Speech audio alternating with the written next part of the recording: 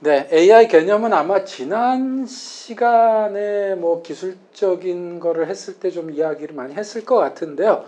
제가 이렇게 보다 보니까 대개 학자들이 AI 인공지능 개념을 쓸 때는 에이전트라고 하는 개념을 많이 쓰더라고요.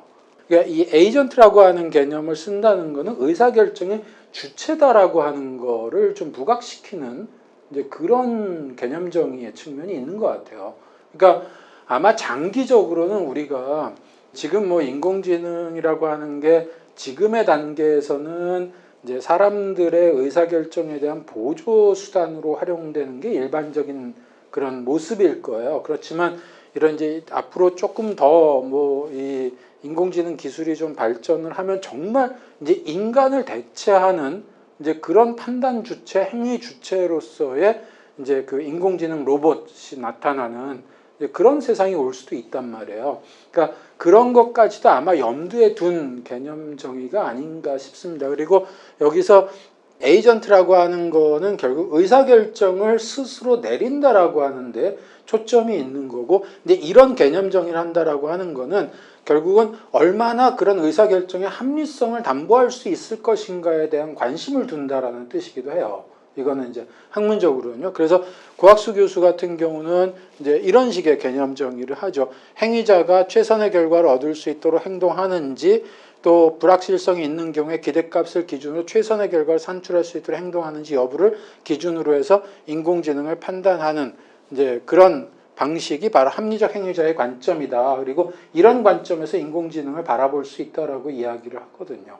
그러니까 이제 이런 개념적인 한편으로 특히 이제 EU 국가들이 여러 가지 가이드라인이나 뭐 관련된 여러 가지 이제 규정들을 통해서 인공지능 개념을 보통 쓸 때는 그냥 기술 내진 기계라는 개념으로 많이 써요. 그러니까 이 영국의 공공부문 AI 활용 가이드에서 사용하는 이제 인공지능 개념은 일반적으로 지능이 필요하다고 생각되는 작업을 수행할 수 있는 시스템을 구축하기 위한 기술의 이용, 이렇게 쓰거든요.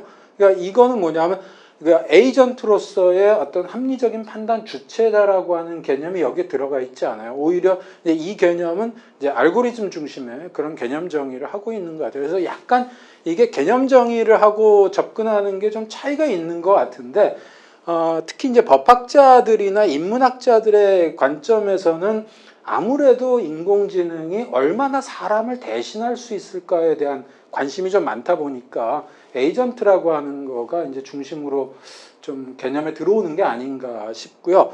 반면에 이제 뭐 EU에서 특히 만들어지는 여러 가지 인공지능과 관련된 가이드라인이라든지 뭐 권고안이라든지 이제 이런 데들은 결국 인공지능 프로그램을 실질적으로 이제 정부나 기업이 사용할 때에 어떤 지켜야 될 뭐 준수사항이라든지 규제의 원리라든지 이런 것들을 마련하기 위한 거잖아요. 그러니까 그런 관점에서는 그러니까 인공지능은 그냥 어떤 이제 기술적인 기계적인 측면으로 개념 정의가 좀 되고 있는 그런 상황인 것 같습니다.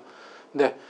뭐 다 아시는 내용이니까 이건 넘어가도 될 것 같은데요. 뭐 인공지능의 세 가지 핵심 요소라고 해서 이제 딥러닝의 측면, 컴퓨팅 파워, 그다음에 빅데이터의 측면이고요.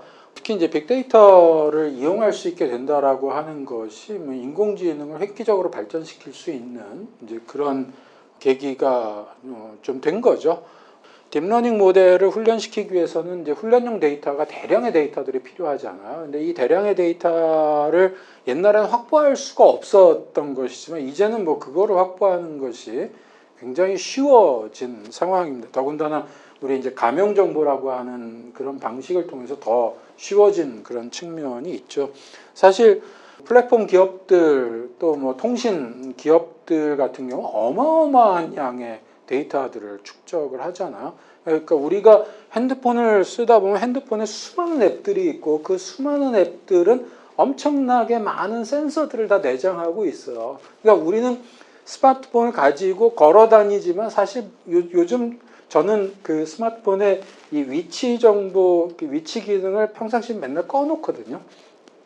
그런데 우리 집 아이들만 해도 그런 거 저 별 생각이 없어요. 아무 생각 없어요. 그냥 항상 켜놓고 다녀요. 근데 이건 뭐냐면 스마트폰을 통해서 나의 위치 정보를 그냥 매 분초를 다 노출시키고 다닌다는 뜻이기도 하거든요. 그러니까 그만큼 우리는 스마트폰에 들어있는 여러 가지 그런 그 센서들을 통해서 엄청난 양의 데이터를 내가 알든 모르든 그냥 제공하고 있으면서 그렇게 살고 있는 거고요. 또 한편으로는 이런 페이스북이라든지 트위터라든지 이런 SNS에 올라오는 글들, 또 거기에 하다못해 좋아요를 누르는 그 기록들, 친구 맺기를 누구와 하고 있는지 뭐 이런 것들이 전부 다 어마어마한 데이터로 이제 어떤 개인의 특성이라든지 가치관이라든지 행동 습관이라든지 이런 것들을 결국은 도출하고 추론할 수 있는 그 빅데이터 역할을 해주는 거죠.